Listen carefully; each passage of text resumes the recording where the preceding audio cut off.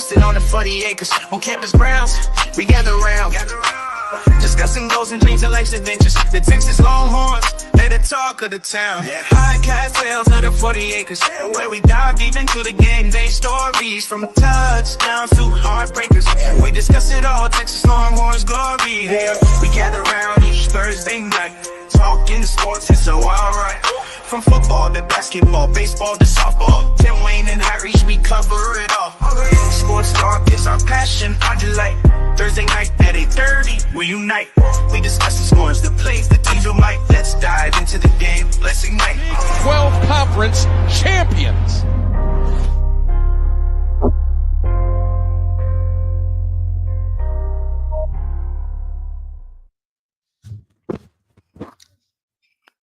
What is up to the number 2 team in the land on the 40?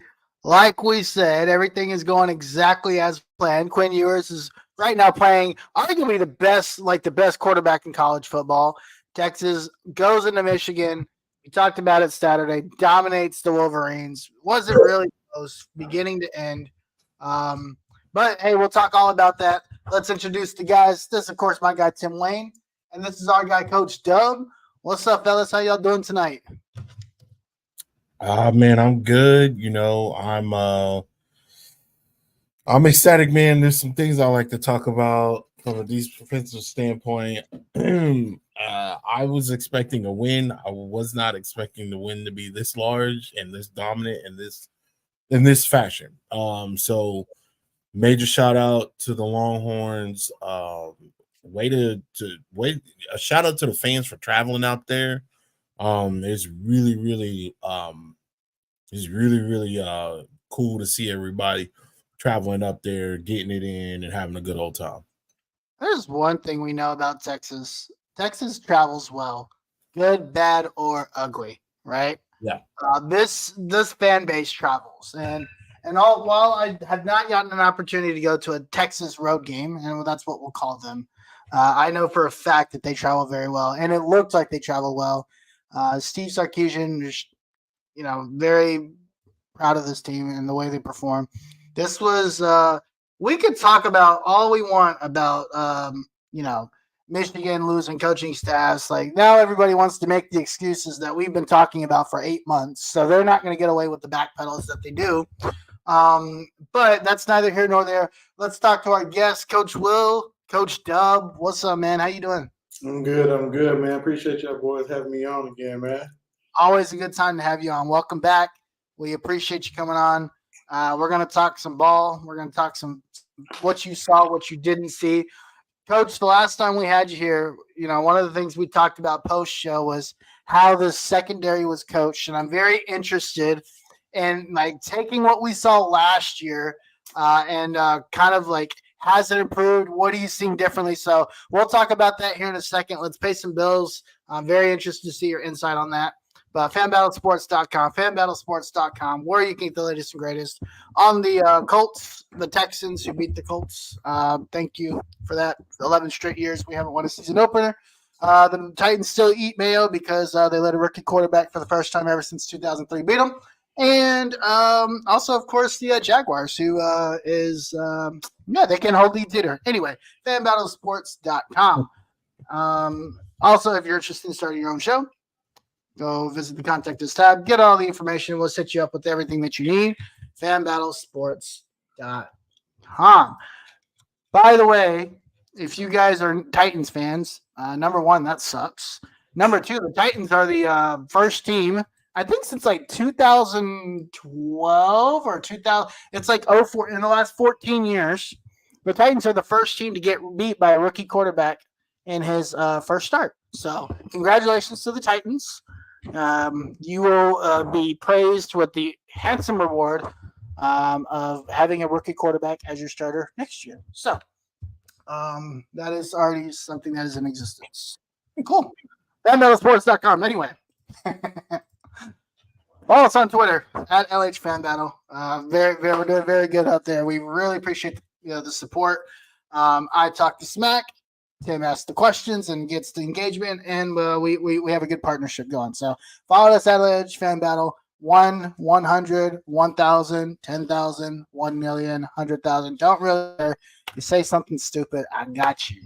LH Fan Battle. And of course, follow us here on YouTube. We are live every Thursday night, 8:30 p.m. Whether with the guests or just ourselves, just hanging out, talking about the Texas Longhorns. Lots of cool stuff happening on the 40. The football team has held up there into the bargain. They're doing everything we expected them to. We expect a lot of the basketball program this year. Had a very strong offseason. That's starting up here in about 6 weeks. And, of course, we stole the greatest thing to ever happen at Texas A&M baseball history, and we'll be covering that as well. So that was awesome. So follow us, like, comment, subscribe here on the show. If you're on Twitter, you can do the same thing. And we'd love to engage with you guys. Coach Will, you're back. We appreciate you. Coach Dub, we appreciate you coming on. Anything you want to tell everyone before we get started here? Reintroduce yourself, I guess, if you will. and let us know what you're up to. Yeah. So your boy Coach Dub. Over at Inside Texas is pretty much where you can find me, man. We got a lot of good stuff going on right now. Who's next? Who's the next commit? You know what I mean? Like Zealous Hicks, I think we were all over that, and We were going to talk about that, but we were all over it, right? But Right. You know what I'm saying? So if you're trying to find out who's next, you got to come to Inside Texas. We got some good stuff going. Good team news, how they're preparing for the week versus UTSA.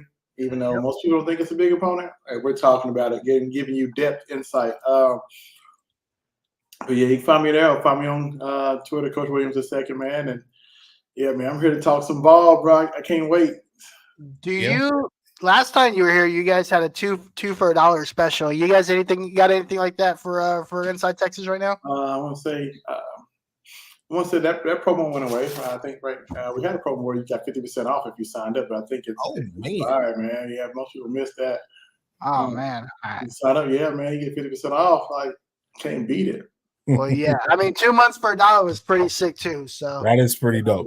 Coach, Inside Texas, providing some really great content.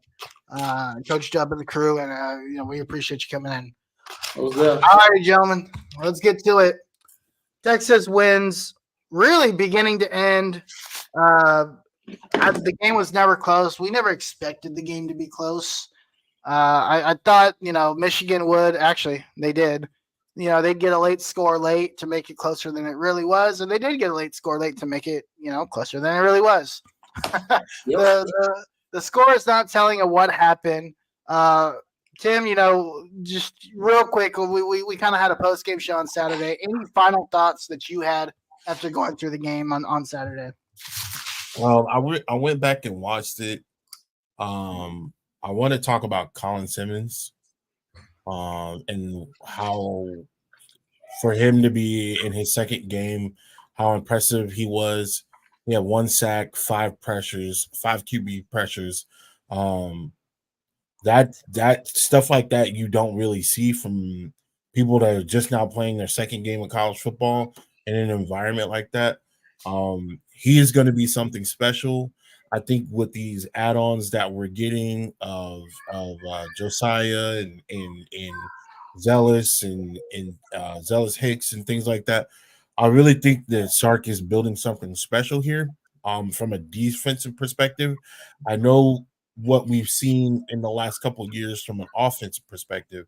We know that the offense can be something, but based on these pieces that Coach Sark has added within his tenure here, he's really added some really special pieces, and he's developed these guys that were here prior to him getting here into something really, really dope. And I think guys need to really start paying attention not only to the offense but to the defense, because this I feel like this defense in the next 2 to 3 years is gonna be something historic that we've never seen before. That's an interesting perspective, and I think, and the reason why I say that is I thought this defensive line was going to be, especially on the edge with Trey and with Ethan Burke. I mean, Ethan Burke is a guy that I don't think we talk about enough as a fan base. That guy is a game wrecker. Colton Vasek is a guy who's finally looks like he's starting to get a little healthy and starting to get some reps. But the way the secondary has played this year has honestly been pretty impressive to me. I did not expect this level of play from the secondary. And Coach Dub, I kind of want to turn it to you and kind of, break down what you've seen in the secondary. I know last time you were on the show, the three of us spent some time looking at some stuff at how the secondary is coached. So I want to get your perspective. Has anything changed? What has changed? What are you noticing that's different, if anything at all? And how is that benefiting from on-field play as we look into 3 of the season? Very short. The biggest change I saw, and probably one of my biggest gripe, is communication. I actually see guys talking back there, like actually communicating, like who has who. Hey, if they run this concept, we're switching or whatever the case. Like they're actually talking and pointing. It's not just one guy. Like all 4 or 5 are back there talking. You can see them making all the calls. I'm like, yo, where is this been at for the last, I don't know how long? Like, that's so frustrating, right? Because those should be the loudest guys on the field when it comes to defense. Like, you got to talk. Right. So seeing that's very encouraging. Like, man, because that's one that helps you so much pre-snap. Yep. You play with so much confidence where you don't get confused. We don't get the I thought you had him. I thought you had him. Like we've seen enough of that for the last I don't know how many years, right? And so Right. that was the number one thing. That was probably my biggest gripe. Oh man. But I'm glad to see that change so far the first two games, right? And I can tell it's an emphasis on that. I can tell it's been talked about, probably been coached to talk. And I think Coach Nansen probably brought that over. And then Coach Hazelton, who's an analyst, who's been a DB coach for many years at places where he's been successful in the secondary, kind of go back and watch a film where he's been, they communicate, right? So I think those two have really, really added that. And then that's probably the biggest right, but I saw this change. But then I don't think Colorado State nor Michigan will put any pressure on our secondary whatsoever, though. They have anybody line up and say, hey, you got to guard me, right? The one time Colorado State went deep, he got behind the secondary, but it was, he underthrew it, right? So, like, nobody's testing him. They've been able to play pretty much catch technique. They don't have to move up the line much. You can keep everything in front of you because nobody's been able to threaten you. Right. You know what I mean? So I'm curious to see that. We won't get it UTSA or ULM. Yeah. The first test Mississippi State. That's kind of in the air because they don't really look great. But the thing is, like, that might be a little different, right? Your first SEC game, your first, it's a home game. Does Mississippi State do something different? We know this conference takes conference games a lot more seriously, right? So maybe Mississippi State, you might see something different. But that would probably be the only space that I see. Like, we probably don't show too much more, but just looking at it, right, from either of you, have we done anything different than just play base in either game? Like, everything seems so vanilla and it's just executed at a high level. No, this was different. This was different to me. This was different to me. What did you see? Man, okay. And Coach, correct me if I'm wrong. I think they knew that Michigan couldn't pass. And so I think they took a lot more chances and coverages that were being rolled, from jamming the receivers. We used to talk about that ad nauseum, giving these receivers just so much amount of space to run and to kind of get free and not having to worry about getting jammed at the line. That wasn't the case this week. I definitely feel like those defensive backs were let off the chains to go and eat and go and hunt. And I think that it showed, especially, those third down and long distances.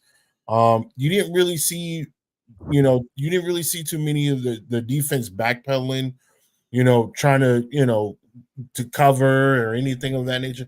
They were pretty much in these guys' faces, and it was something that I don't think I've seen in quite some time.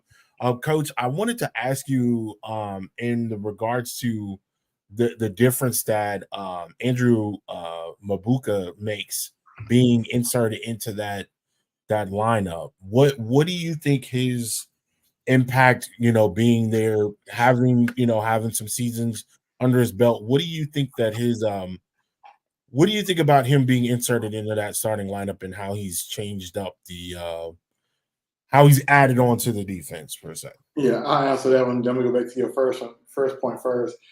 You're absolutely right. Those DBs were involved in the running game a lot Saturday because the coaches didn't fear the receivers. Right? So the players didn't fear the receivers. That was the game plan. We don't think they can beat us one-on-one. Everybody stopped the run. Point blank period. You saw Taft coming down here. Like, you know what I mean? So you're absolutely right. We got up in the receivers' faces, and everybody was focused on the run because they knew he couldn't throw deep or whatever the case is. And so I think the game plan was pretty much simple on defense. You didn't have to make that many coverage calls. Like we're gonna play 1 or 2 coverages. we went to 50 front. We had a bare front. 5 defensive linemen. Like bro, we were focused on stopping the run. You know what I mean? And so again, nobody's put pressure. Nobody's put fear in the coach's heart yet. Right. You get beat once. Okay, let me call something else. I hope we say, okay, they got one on us, but we're gonna stick in this and be aggressive. Stick with it. I hope we do that, but Right. we'll see. We'll see if we break that tendency. And then your second point, I think Makuba gives you a guy that's played a lot of football, man. Like he's smart, a high IQ, right? He's a smart kid. He's a smart kid outside the football field too, but I mean, like Right. it translates to the football field. He's smart, seen a lot of football, he's seen a lot of things. I think the first 2 games was his style in the box. Doesn't have to get in space and cover. Right. Right. I think at Clemson, when he first got to Clemson, he was able to play in the box too. Because when they moved him out in space, he kind of struggled. Right. Yep. So him at Texas playing this style of football, that we've gotten to play we're going to get to play the first 4 weeks. If they attempt to team, man, same thing on Michael Taft. Yeah. Because you don't want to put Taft in space, right? Like, right? Great player, I love them both. But this is their type of style. These first 4 games, man, these guys can eat. But their confidence is going to rise too. So I'm okay with it, right? Because by the time we get to game 5, my confidence is so high that I feel like I'm in the kiddie place. Yeah. I'm good with that. But yeah, I think having Makuba, man, he brings a different, just more experience. The guy who played a lot of football, man, seen a lot of reps. Can probably tell the younger guys, hey, this is what they're doing. He can come tell the coaches. Coaches can trust him because they know they trust his eyes. So he's like, hey, Coach, they're running this. This is the scheme. This is the concept they're trying to get us on, man. We need to prepare for this. Just an extra coach on the field mentally, man. So it's a great addition, honestly. And it helps because he got McDonald and Derek Williams, so they rotate in a lot, right? And so you can kind of tell those young guys what they expect so you don't miss the beat mentally. So, yeah. I think good. I think there's a lot of that. And then also like Derek Williams and Muhammad, like these guys are now starting to get valuable reps. They played a little bit last year, right? Especially Derek Williams on the back end of as a safety. And now he's had an offseason. He's kind of had an opportunity to digest everything he's learned last year. And he's just getting reps at this point. And I think that's the other piece is like these guys are getting reps and they're valuable reps these first 4 weeks. So I think that's going to continue to happen. The one thing that's impressed me about not just the secondary, but the defense in general is the tackling. I think the tackling has been excellent. The first 2 weeks of this season. And we know that that's like one of the hardest things for defenses to kind of get used to as the season begins because it's been so long. You don't really tackle a lot in practice and through training camp, obviously for various reasons. We don't tackle a lot at Texas because, running backs get hurt, and we'll talk about the offense here in a second. But and we don't want that anymore. So it's like, hey man, we can't be hurting any more running backs. So nobody's tackling anybody. But even with that said, is there been a change in the philosophy and from what you've seen, maybe in where the way we're coaching tackling, the way we approach tackling? Because the tackling through 2 weeks, again, the competition probably isn't high, but if we're talking about fundamentals, what has changed in the tackling piece of this? Because I don't think I've seen a Texas defense tackle this well in a very long time. I think I'm seeing a lot of jerseys around the football. Like I can tell, like it's an emphasis, like everybody get to the ball, right? All that stuff in fall camp, pursuit drills and all that, like it's paying off right now, right? Like I better see 4 or 5 people around the football making tackle. We're going to do up, down, we're going to run, we're going to do something like that. Like, hey, you better get to the football. Everybody to the football. I think that, especially early in the season, you might see a lot of it, of course, because it's ingrained in your head.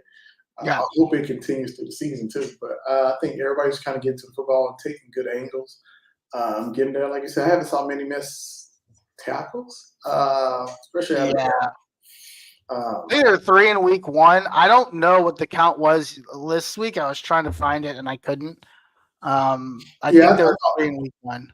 I thought Edwards or the other running back made one. A couple guys missed sometimes in the hole, but they didn't have many. They didn't have many. You know what I mean? And wasn't a lot of missed tackles. And credit to Taft for making that saving touchdown tackle too. When they do, like, Yeah. I was like, hey, That was nice. like, they don't need no confidence. Good job, Taft. Listen, Michael Taft has set himself up to be a real playmaker. I know Harish has been on the Michael Taft hate train for a little while. I like Michael Taft, man. Listen, he's grown on me, bro. I will admit when I was wrong about somebody. Michael Taft does something important at least once a game. It may not be something that is impactful as far as changing the game in general, but making a scoring tackle, making a deflection on third down, getting an interception. You know, it just seems like he's always in the right place at the right time. Yeah. And to me, that says something. You know, for him to just kind of always be around the ball, man, it's dope to have a guy like that. I'm not saying that he is like a honey badger type, but it's just like if there's a ball that's being fumbled, if there's a ball being intercepted, or there's a big hit, you know, in the box, Michael Taft is usually around that. You know what I'm saying? So yeah, I appreciate the guy. Shout out to him getting on scholarship. There is one thing that I wanted to talk about, and Harish, this is just from a culture perspective.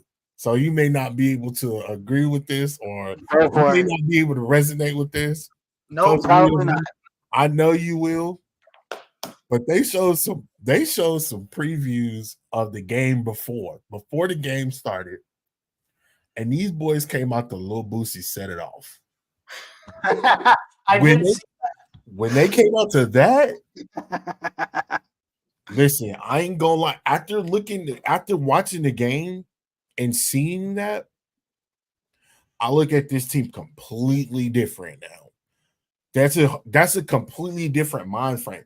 That song, if you don't know, guys, if you've ever been to an HBCU, you've ever been to a melanated party, when you hear a song like Lil Boosie Set It Off, it puts you in a whole different mind frame. This is not a song where, you know, this isn't like Wipe Me Down. This ain't Back That Thing Up. This ain't none of that.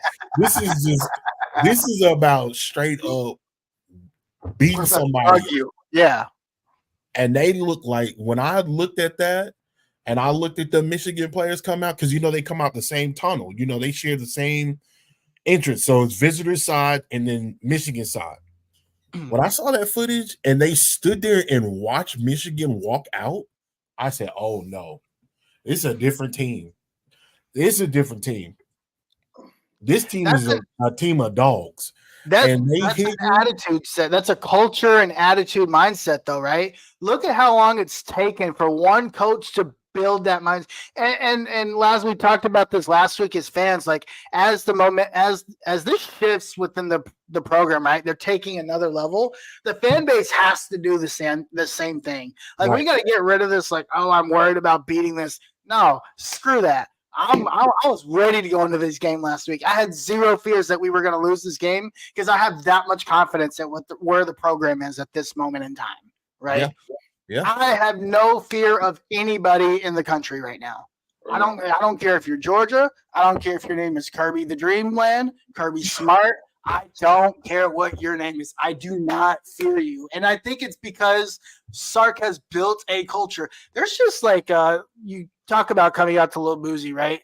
But when this team comes out and they run out of the tunnel and they just like are stretching, or they're the way Sark was talking to game day, he was on the live broadcast before the game day. Yeah, it's like a vibe, right? There's just an aura around this team right now that's just like, it's different, and you can feel it as a fan. I would not, after that footage was shown, I will not go into another game fearing anybody this year. We might lose. Listen, but there's three things I've learned. You're not going to walk into a stadium acting like you beat us. I don't care if we're at home or away. You're not going to – you might get a couple off on our line of scrimmage just because we maybe don't execute, but the line of scrimmages on both ends are playing at a very high level, and this team is going to come in prepared, and you are going to have to out-execute this team to beat them. And listen, That's fearful. Listen, to sit up there and again, I just want to I just want people to understand the mindset that you have to do to sit in somebody else's house in their stadium, Yeah. blast the song coming out of the visitors locker room and look them dead. I'm not joking. You gotta have some balls to do that, like straight up, because that's you basically setting up shop in their house. To sit up there and to look another man in their face in their house with your team behind you. Yeah. Coach, am I What lying? you got, Coach Doe? What you got for us, man? When I saw the video, my first thought is like, hey, this team is ready and different. But I saw Michigan not even look over there. That's what you can either fold or you can either fold or you can bow up. And they did not bow up. They didn't even look over there. It's like quiet. Like it's like Sharon Morris told them, hey, we're not gonna get in. It's like you know that coach was like, hey, we're not gonna get in a jawing match with them. We're just gonna run out the court and run out the tunnel, be quiet and do our business. Right. Wait. That ain't the Michigan team I'm used to seeing because Michigan team they fight in the tunnel. Right. They do people's faces. Yeah. Out the tunnel, pointing at your coach, your trainer, everybody out there. But they was like, it's kind of like they were like this, running down the tunnel like this. Now you trying to look. They're not trying to look. They were scared. It's like they knew what was about to happen. We talked about this last week. This is why I was saying this is not Jim Harbaugh's Michigan. If this was Jim Harbaugh's Michigan, that would not be happening right there. I don't think that'd be. I think Jim Harbaugh would be in Jim would have came over there staring at Sark like what? Yeah, Jim a little off. Yeah, that is the thing I talked about last week. People keep talking about all these. Well, they've won like 800 games in a row, and they're the Nationals. No. Jim Harbaugh's Michigan did that, not Sherrone Moore's Michigan. And there is programs can change just like that. That was Brady Hoke's Michigan. That was Rich Rodriguez, Michigan, bro. That's the Michigan vibe I'm getting right now. And then go ahead, Coach. The little equipment manager, the little girl, the equipment manager, she was I was like, oh, even we better go look at equipment managers. Like, I saw some footage. I saw some actual footage of Taylor Lewan, busting with the boys. They were there because Taylor Lewan's ex-Michigan football player. He goes up to he's walking on the sidelines for the University of Texas because there was a coach. I forget Will Compton. He used to play for Nebraska as well. One of the coaches, I forget his name, but he's I want to say he's one of the linebacker coaches. They speak to him or whatever. Taylor Lewan looks to the left, throws the horns down to one of the kickers, and the kicker goes right back at him and hits him with the horns up. So it's like I don't think I really like it's small things, guys. Like again, it's all about the community. That's gonna be the theme for the whole. It should be the theme for the whole season. Like you literally have to go to war with these guys because these guys are trying to knock your block off. People don't already like Texas because of what it represents, the state, the city, whatever the case. So if at any point in time, and again, that is Texas back thing is still looming after 10 years. The Joe Tessitore against Notre Dame, that's still looming, right? And I think this is the first week unanimously where the media, coaches alike, whether it be Urban Meyer, I've heard what's the other coach, Nick Saban, they talk ad nauseum about how great Texas is, and how they do think that that they're going to run the table. I've heard a lot about that now. So going into the big house and making that statement, that's culture shifting. Yeah. And then on top of that, you start flipping recruits. You start these kids that are, that probably weren't going to commit until the end of the year, till December. They're like, I'm finna jump on this right now. You know what I'm saying? Like right after the game, we flipped. Right after the game. That is crazy. Look, I will say this. Ron Charles, they knew that was happening like Thursday. Yeah, It was done. It was done.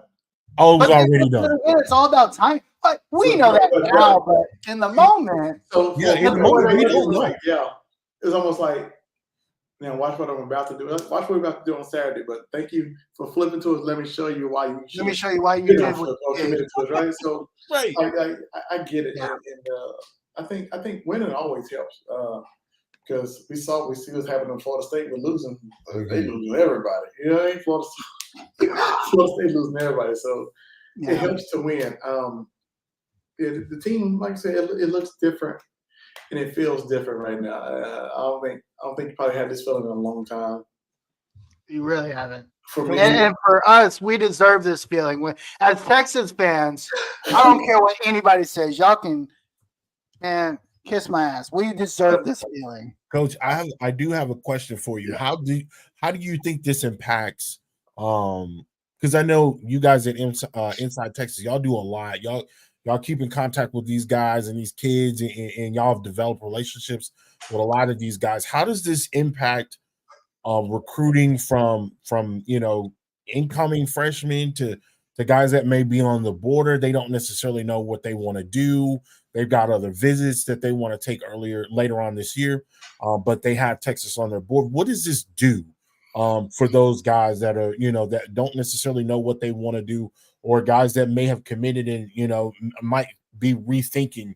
What have you heard, and how do you think a win like this affects Texas in the recruiting area? I think it affects the 26, maybe 27 guys more than it does the current 25 class more than anything. Yeah. Okay.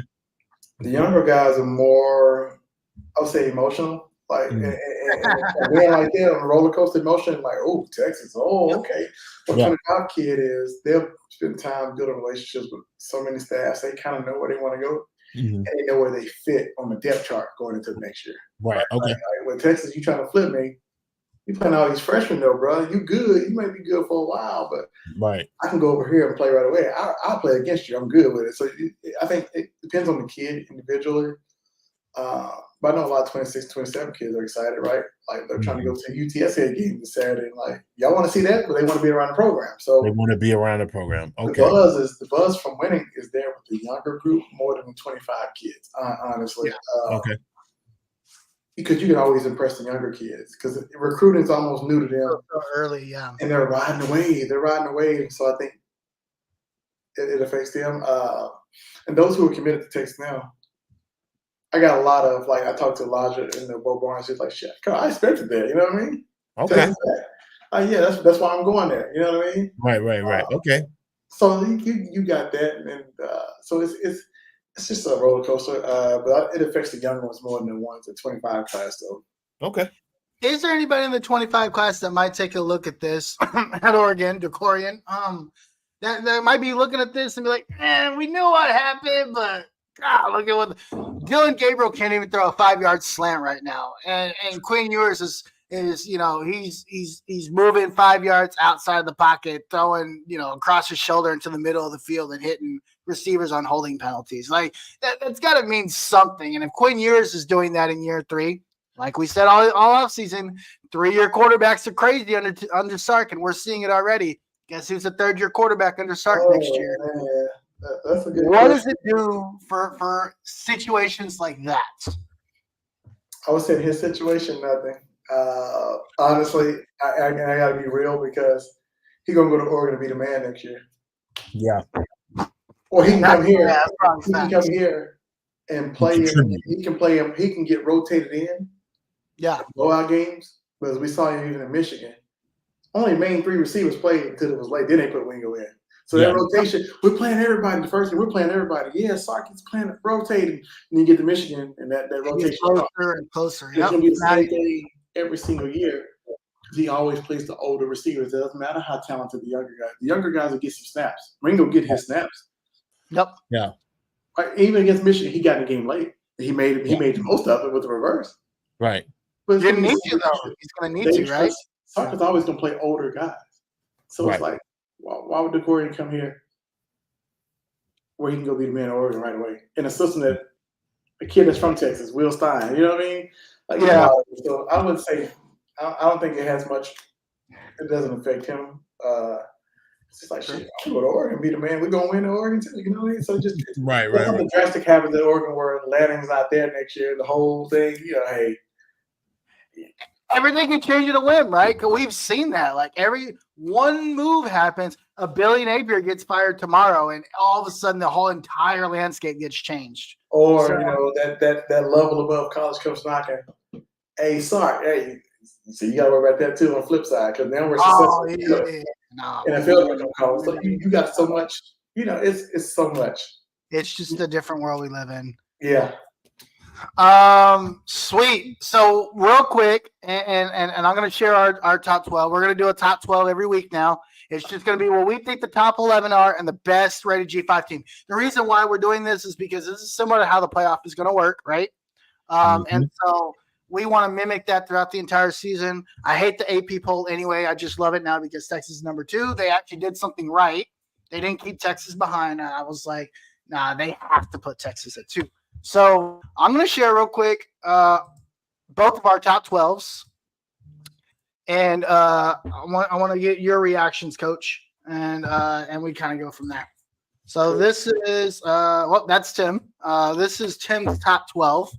So he's got Georgia 1, Texas 2, Ohio State 3, Alabama 4, Ole Miss 5, Tennessee 6, Penn State 7, Miami 8, Oregon 9, Missouri 10, USC 11, and Northern Illinois doing what the Aggies could not do, and that is beat Notre Dame. What are your thoughts? Hey man, I like this list. This is pretty dope. I wouldn't have Penn State at 7. I don't trust them. You don't trust Penn State? Man, they got new OC and they doing things, but I guess we'll see as we go. But yeah, I honestly, it was, and I struggled with a couple of teams. Penn State was one of them. Actually, Alabama I struggled with the most, Coach. And the reason why is because the way that things continue to struggle at USF is just mind-blowing to me. I don't necessarily know what it is. That USF might be their Texas Tech. I don't know. It might be their Oklahoma State. I have no idea. But the way that they played Saturday was not necessarily great. It's not pretty. Put some respect on those Bulls. Hey, put some respect on those Bulls, man. Them South Florida cats down. Oh, hey, listen, my childhood coach, his son plays on that team, so I definitely was locked into the game because his son plays offensive tackle for that team, man, and I just wanted to see exactly what was going on. Of course, last year USF almost beat Alabama if it wasn't for Jalen Milroe and a couple of bad calls by USF. So I don't necessarily know why. I just was like, hey, I'm gonna put them at 4. I didn't want to put them way down the bottom because honestly, I was thinking about moving everybody up and putting Alabama at 7. Ooh. Yeah. Here's the thing. Did y'all see the clip of Nick Saban on what was like a third down and the right tackle had like maybe his third, like either holding or false start within the same drive? Yeah. Man, that's very telling. Again, cultures It's not a bad list though, man. Instantly. What? I said overall though, it's not a bad list. Like I like the list. Thanks. On there, but it's okay. Yeah. Let me show you my list because my list is a little bit different. Yep. So Not I've too got crazy, but still. Georgia 1, Texas 2, Ohio State 3, Ole Miss 4, Alabama 5, Tennessee 6, Penn State 7, Miami 8, USC 9, Missouri 10, Oregon 11, Northern Illinois 12.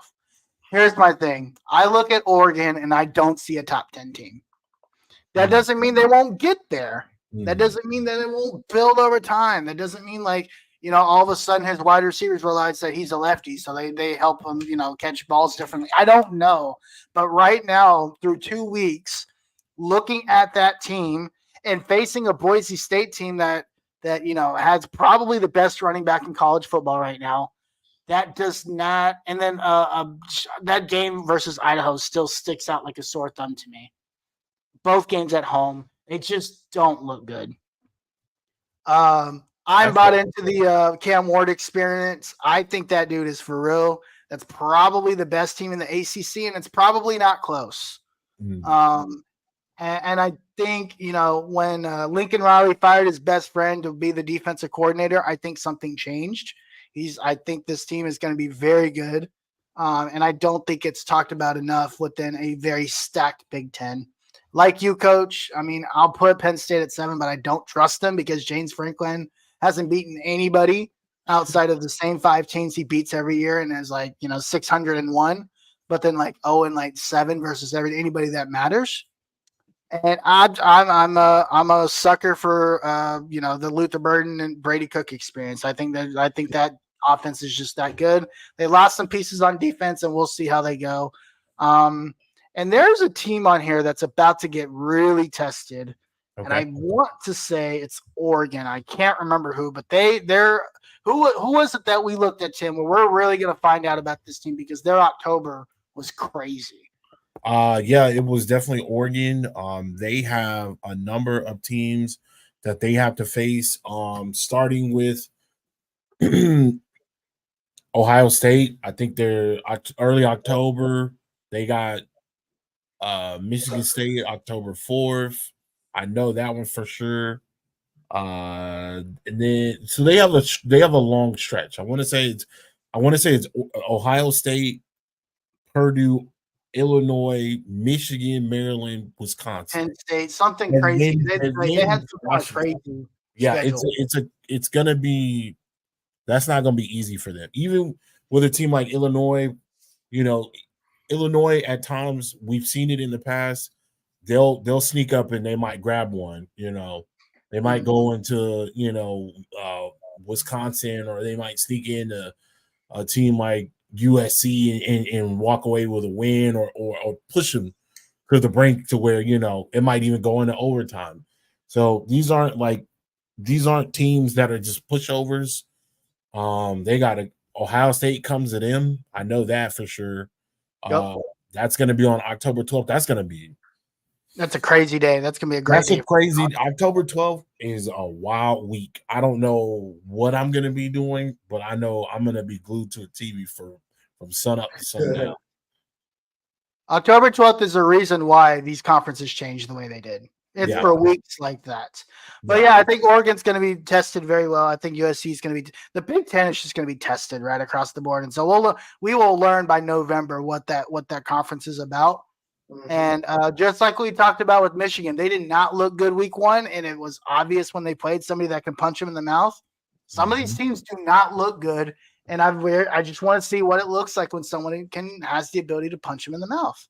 Yeah. And it really, if we let's be honest with ourselves, it's 1, 2, and 3, a big space everywhere else right now is the way I see it. Ole Miss to me is. Again, they've scored like 700 points in 2 weeks, but they haven't played anybody. So, but I really like what I see from Ole Miss. I will say this about Ole Miss though: this offseason, he actually invested in the defense. Seriously, yeah, he invested in the defense at Oxford this year. So, yeah, I give Kiffin credit for that. And if there's anybody on this list that can scheme up an offense like Sark, it's that dude in Oxford. It's that guy at number 4. Yep. Yeah. Coach, you missed our. I don't know if you saw our preseason show. I have Sark versus Kiffin in the semifinal. Ooh, that's must see TV. That's gonna be must see Twitter because Kiffin he trolls so much. He do it too. Like Sark is gonna do it too. But he does it in a different way. They have different styles, but they both do it. You know who's not on here because they probably won't be on here? You know what?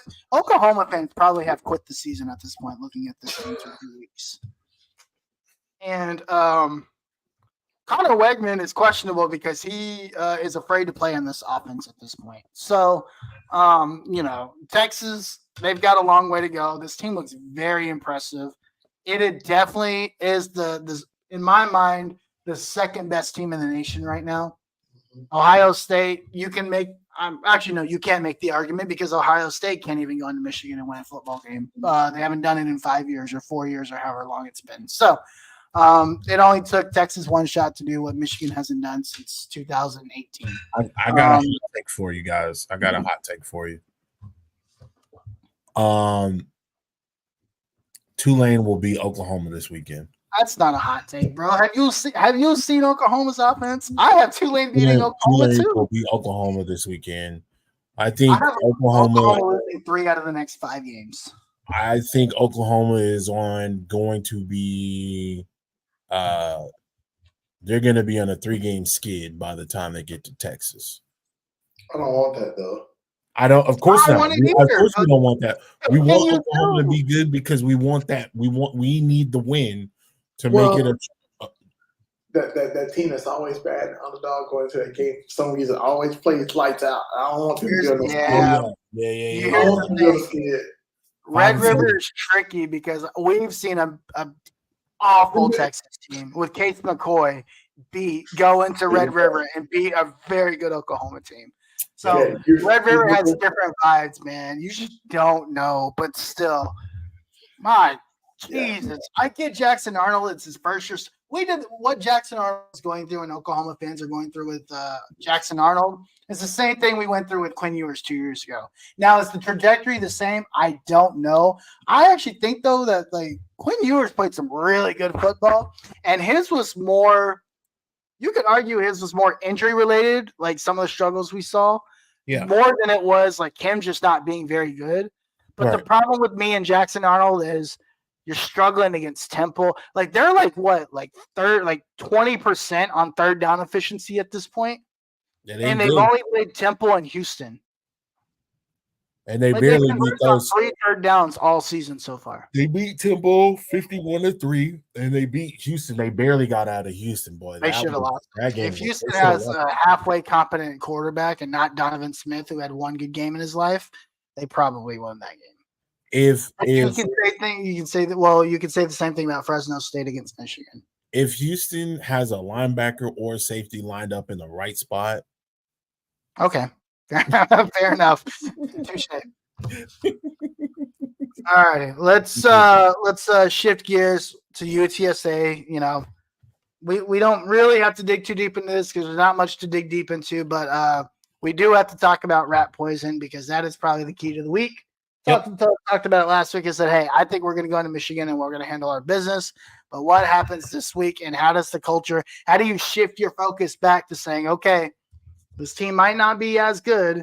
Like the stakes are still just as high, right? If you're looking at the success over the course of a season. Talk about UTSA and what is your mindset now that all the emotions are done from the big house, all Ann Arbor, we're back home. What are you looking for from this team this week? This is the one thing that I would preach to these guys if I was, Sark, and I'm pretty sure Sark is like, hey, we did our thing in the big house. Let's not get too full of ourselves. We ran into this team before and we've had issues before. This game might be a big game for UTSA, being that the fact that like this might be the last Power 5 team that they play if they don't make it to a bowl game. So they're going to give it everything they got. Trey Moore is now part of the team. They're going to probably want to show Trey Moore what he's missing and why he should have stayed and show what they have to build on. And so you just don't want to get complacent. You don't want to get you don't want to be unfocused, and you don't want to you want to make sure that you continue to do what you've done. If you've been hitting people the right way and tackling the right way, there's no reason for you to get complacent in that situation, because missing a tackle or not fully wrapping up and taking the guy all the way to the ground can make him end up turning a 5-yard slant to a 60-yard slant into the house. And so you don't want those type of situations. Being able to football is such an emotional sport, man. It's like you got to be able to keep yourself under control. You can't let yourself get too high and you can't get too low. So you got to find that medium. You can't forget what you did to get where you are. And I'm pretty sure, because I remember hearing something in the Sark presser a couple of days ago about being able to just stay level headed, being able to continue to do what you've done to get where you are. Y'all have worked hard. Continue the course. Like, don't let up. Spot on. That's the takeaway. It's very simple. That's simple, right? I mean, Sark. We know Sark isn't like this. He talks about guys that are like this on his team. You talk about a culture. He said, there was a question on Monday asked about Trey Moore and like the emotions of playing as like his former team and his former buddies, and he's like, dude, Trey Moore he's chill, man. Like the guy just goes out there and he does what he does. Like he's not too high, he's not too low, and that is something that I think he talked about like didn't he talk about this week like what they look for? Oh, he was on a show and he talked about like what they look for when they recruit guys. And like this is something that this is like a culture fit, if you will, for Sark. Is like I want guys on this team that are just gonna go play football, right? The emotions can't get too high, the emotions can't get too low. Just go play the game and trust your training, trust the coaching that we've given you. We're setting you up for success. And football, yo, what's up, man? Thanks for joining us. Hope you liked the video. We really appreciate it. Like, comment, subscribe. We appreciate you coming in, but you can get too high, you can't get too low.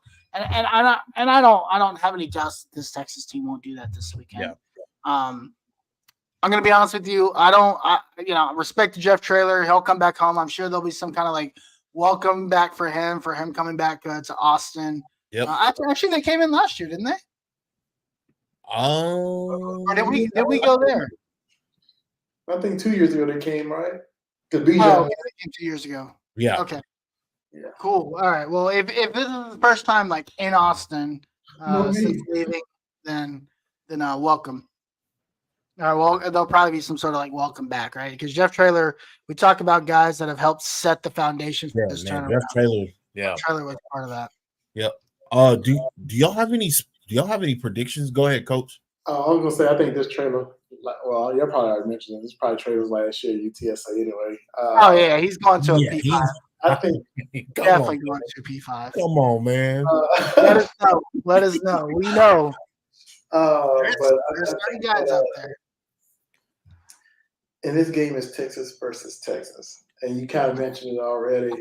I got to see the same intensity. I got to see the same the same everything. That's all for game one. And I definitely saw game two. I got to see it in game three because I want to see consistency. I want to see execution. I want to see it come out, start fast, kind of dominate. But I want to see it after halftime too. I thought versus Michigan, we kind of took a foot off the gas. I think the coaches. That's a common thing we tend to do, though. But it's like the mental errors. Like it's a mentality because you go in late in the season, third quarter, you got to kind of bring the juice. And I feel like if we're up, we don't have that. And I don't know what it is. We start the game hot, but I don't think we kind of fills it out. We even fills it out on offense a little bit. Yeah. That feels like Sark's first season when he goes 5-7. They were leading at halftime in the majority of those games. Yeah. Like he led games, right? And you come out after halftime. Almost all of them. Yeah. And you come out after halftime and something like shifts. So to your point, Coach, I want to see that I want to see that shift not happen, right? And it's a game of inches, right? You know, they take the deep ball to Golden and on Saturday, and it slightly misses, right? The defender's right there, but then it's like you have a couple of holding calls that stop a drive. You miss, I think he missed. Quinn misses a couple of guys over the middle, but I don't know. It's just a weird aura in the second half that you don't have. You start getting strong.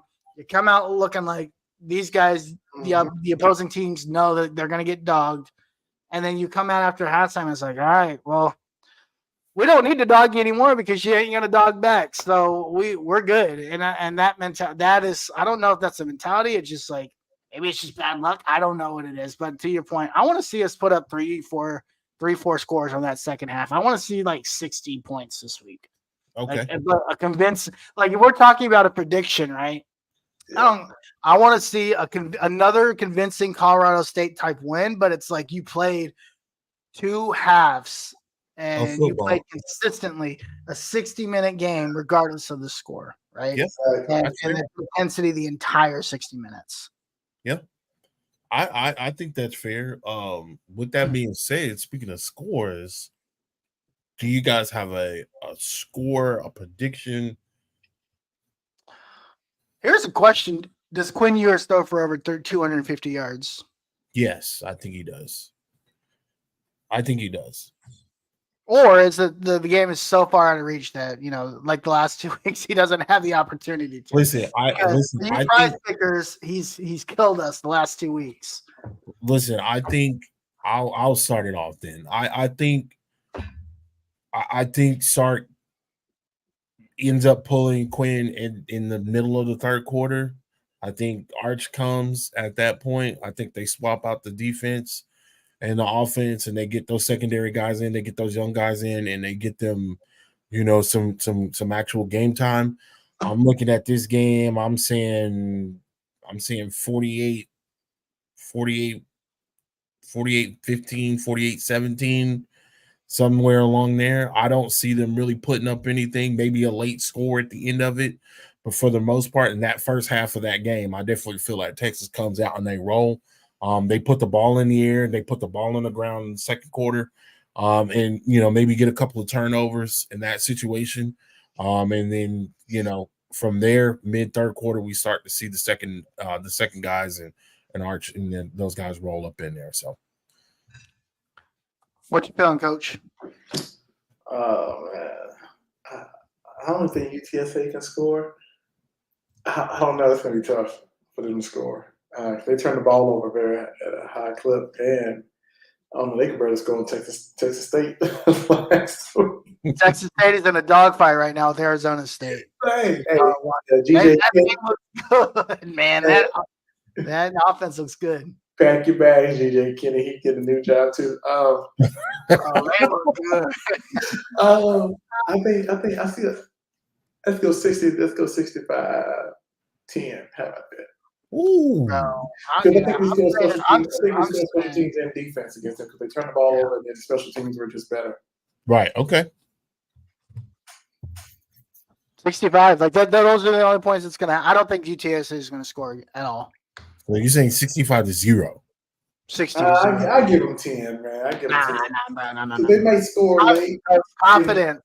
Believe in this program. Believe in this team. The confidence that you should ooze should be at an all-time high. Okay. I'm a fan, so I can inject myself with the rat poison. 60-0. I'm gonna inject myself with it right now. Man, that's a crazy score, man.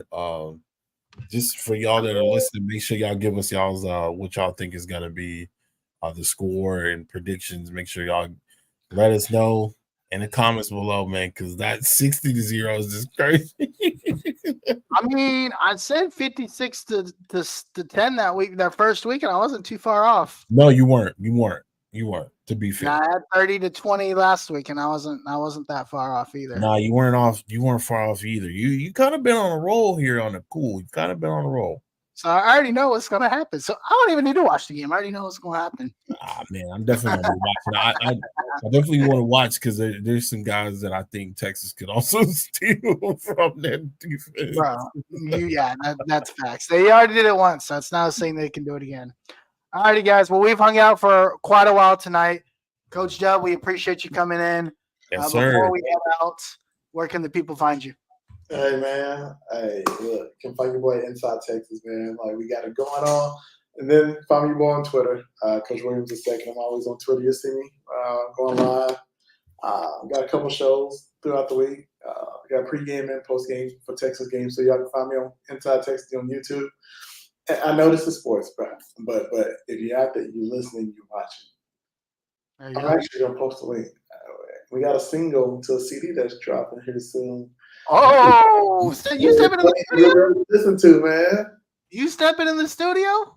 Ain't me. I can't sing a lick, but my wife does. So. Okay. Hey, fair enough. I can, but she can, and she got first single is actually dropping on the 20th, man. We got We got 8 days, yo. So All right. I'll make sure I share that link because I want y'all to go. Let's show some love and support him, man. Put a lot of work into this. So that's it. Drop us the link when that drops, and we will share it out to the. Got you. You to know, streaming platforms. Still, we got your Spotify, everything. So hey, come check us out. Okay. That's what's up. Tim Wayne, where can we find you, man? You guys can find me at Tim Wayne. You can also find me on Twitter at Tim Wayne. Hey, listen, Longhorn Fan Battle. Listen, that guy over there, my guy to my left or to my right, where however you're watching this thing, listen, he's the one that's trash talking. It ain't me, dog. It's not me. If I trash talk, I'm gonna put my name behind it. If it's anything else, especially towards A&M and Oklahoma, I don't like those guys so much. I don't even care about talking about them. But my man over here, he will let you have it. Again, it don't matter if you got 10,000, 100,000, 3, 4, you all will get it. If you come at him and he happens to see it at the right time. So do what you want with that. You know what I'm saying? Me, I just like to talk. I'm gonna tweet about some cleats. I might tweet, some uniform concepts out there. Some college football. You guys want to play me in college football? By all means, let's do that. But other than that, man, you can find me there. You can find me at Tim Wayne on Twitter, man. Yeah. You can find me at the Uncle Gandhi, of course, and then at LH Fan Battle. Look, 1, 10, 100, 1,000, 10,000, 100,000, a million. I don't care how many followers you got. If you say something stupid, I got you. And shout out to the TikTok guys. The TikTok guys are starting to comment a lot more. I really do appreciate that. So shout out to you guys. We're at 75. We're looking to get to 100 really, really soon here. Guys in the YouTube space, man, make sure you guys like, share, comment, and subscribe as well. Listen, YouTube's starting to pick up too. Yep. They are starting to pick it up. So listen, we are on the road to being the best trash talking Texas Longhorns podcast. They're on there, and we are trying to bring the heat with the great information of Tim Wayne and guests like Coach Dub. So follow us, engage with us. We love this fan base. We love this university. And it's a great time to be a Longhorn. So yes, sir. Hey, my name's Harij. That's my guy Tim Wayne. This is our guy Coach Dub. We out of here. Peace. Joe Gabriel. Go home, touchdown like the